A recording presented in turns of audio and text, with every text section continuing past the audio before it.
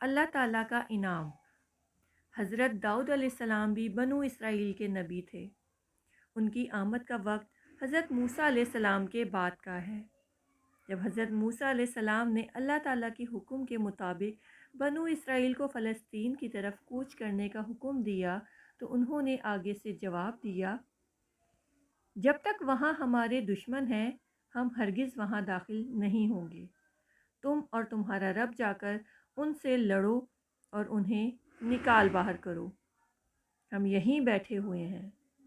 اس پر اللہ تعالیٰ نے ان پر 40 سال کے لیے وہ سرزمین حرام کر دی اور فرمایا وہ ادھر ادھر ہی بھٹکتے پھریں گے۔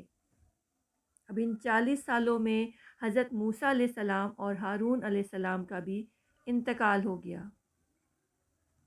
اور بنو اسرائیل اسی صحرا میں بھٹکتے پھر رہے تھے، نہ کوئی بادشاہ نہ کوئی نظام۔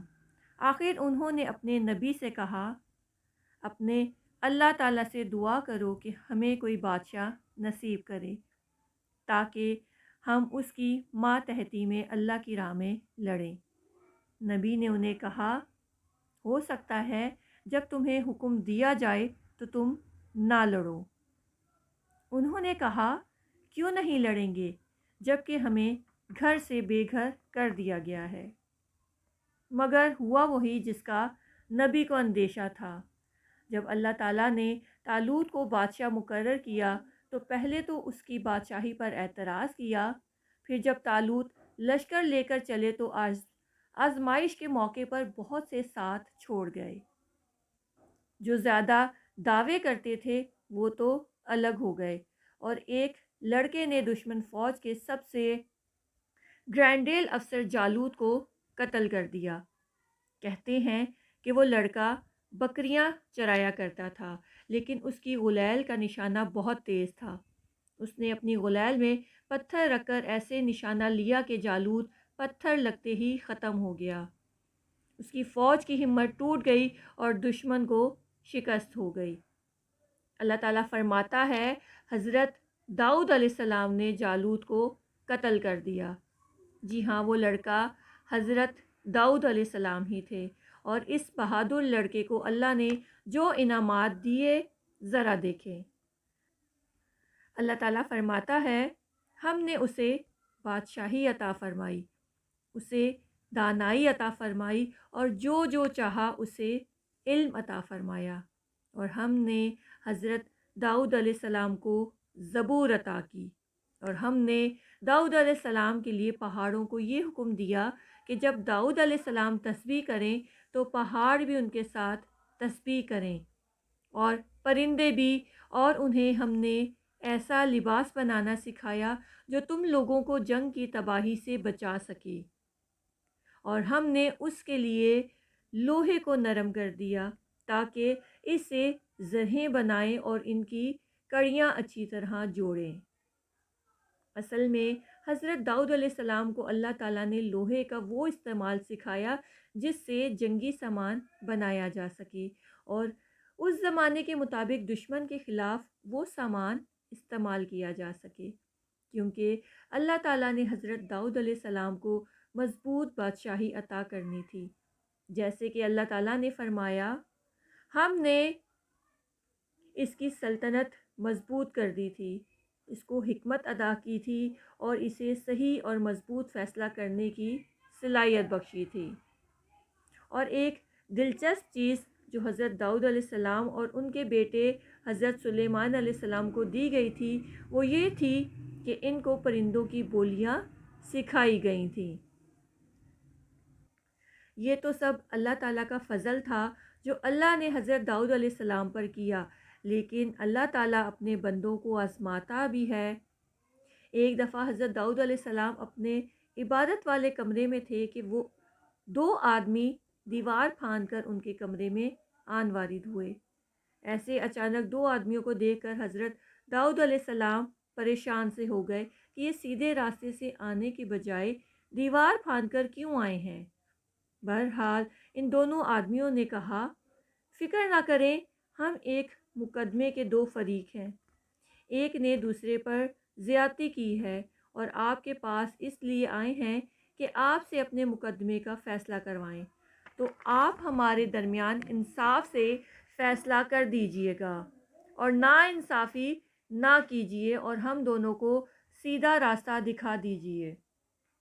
ایک بولا، یہ میرا بھائی ہے، اس کے پاس 99 دمبیاں ہیں اور میرے پاس صرف ایک دمبی ہے، اور یہ کہتا ہے کہ وہ بھی میرے حوالے کر دو، اور میری کوئی بات بھی نہیں سنتا، بلکہ باتوں میں بھی مجھ پر غالب آ جاتا ہے۔ حضرت داؤد علیہ السلام بولے، یہ تمہاری دمبی مانگ کر اور اپنی دمبیوں میں ملانے کا کہہ کر بہت زیادتی کر رہا ہے، اور اکثر ایسا ہوتا ہے کہ مال یا تجارت میں شریک لوگ ایک دوسرے پر زیادتی کرتے ہیں، لیکن جو لوگ اللہ تعالیٰ کی باتیں مانتے ہیں اور اپنے کاموں کی اصلاح کرتے رہتے ہیں وہ ایسا نہیں کرتے، لیکن ایسے لوگ گنے چنے ہوتے ہیں۔ عام طور پر اس طرح کے مقدمے میں حضرت داؤد علیہ السلام کی یہ باتیں بالکل صحیح معلوم ہوتی ہیں، لیکن ایک بات جو انصاف کا ایک بہت بڑا تقاضا ہے وہ یہ ہے کہ فیصلہ دینے سے پہلے دوسرے فریق کی بات بھی سنی جاتی۔ اس طرح کی چوک کسی اور سے ہو جائے تو ہو جائے، لیکن اللہ کے اس رسول سے جسے اللہ نے خاص طور پر مقدموں کے فیصلے کرنے کا علم سکھایا ہو، یہ بات قابل قبول نہیں۔ اور حضرت داؤد علیہ السلام کو بھی فوراً ہی اپنی غلطی کا احساس ہو گیا، اور انہوں نے سمجھا کہ اللہ تعالیٰ نے تو یہ مقدمہ مجھے آزمانے کے لیے بھیجا ہوگا۔ اس خیال کے آتے ہی وہ سجدے میں گر کر اپنے اللہ سے معافی مانگنے لگے۔ اللہ تعالیٰ نے انہیں معاف تو کر دیا، لیکن فرمایا، اے داؤد، تمہیں ہم نے دنیا میں اپنا خلیفہ بنا کر بھیجا ہے، تو تمہیں چاہیے کہ لوگوں کے درمیان انصاف سے فیصلے کیا کرو، اور کبھی بھی فیصلہ کرتے ہوئے اپنے دل کی بات مت مانو۔ اس طرح تو تم اللہ تعالیٰ کے راستے سے بھٹک جاؤ گے۔ یقیناً جو اللہ تعالیٰ کے راستے سے بھٹک جائیں ان کے لیے تو بڑا شدید عذاب تیار ہے۔ یہ جو اپنے دل کی بات مان کر فیصلہ دے دیتے ہیں، دراصل وہ یہ بھول جاتے ہیں کہ اصل حساب کے دن یعنی قیامت والے دن ان سے بھی ایک بہت بڑا محتسب اور جج حساب لے گا۔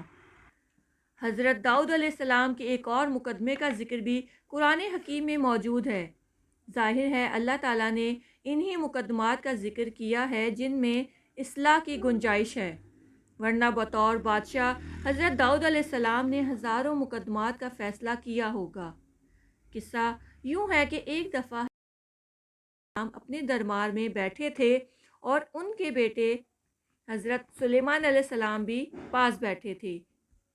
ان کے پاس ایک مقدمہ لایا گیا جس میں کچھ لوگوں کی بکریاں کسی دوسرے کے کھیت میں گھس گئیں اور سارا کھیت چر گئیں۔ حضرت داؤد علیہ السلام نے اس مقدمے کا فیصلہ یہ کیا کہ کھیت والے کو ساری بکریاں ہرجانے کے طور پر دے دی جائیں، لیکن حضرت سلیمان علیہ السلام نے مشورہ دیا کہ جب تک کھیت والے کا نقصان پورا نہ ہو بکریاں اس کے پاس رہیں، وہ بکریوں کی اون، دودھ اور حتیٰ کہ ان کے بچے وغیرہ بیچ کر اپنا نقصان پورا کر لے۔ جب اس کا نقصان پورا ہو جائے تو بکریاں بکری والے کو واپس دے دے، تاکہ وہ بھی بالکل تہی دست نہ ہو جائے۔ حضرت داؤد علیہ السلام کو ان کا یہ فیصلہ زیادہ پسند آیا اور یہی فیصلہ دیا۔ اس بات پر اڑ نہیں گئے کہ بادشاہ تو میں ہوں، میرا فیصلہ اٹل ہے۔ انہوں نے اس فیصلے کو ترجیح دی جو انصاف کے زیادہ نزدیک تھا۔ ایک اور بڑی خوبصورت بات جو ہمیں نبی کریم صلی اللہ علیہ وآلہ وسلم کی وساطت سے حضرت داؤد علیہ السلام کے لیے معلوم ہے، وہ یہ ہے کہ حضرت داؤد علیہ السلام کی آواز بہت سریلی تھی اور اس میں بہت نغمگی تھی۔ اللہ تعالیٰ نے پہاڑوں کو حکم دیا تھا، داؤد علیہ السلام کے ساتھ تسبیح بھی کرو اور گونج بھی پیدا کرو۔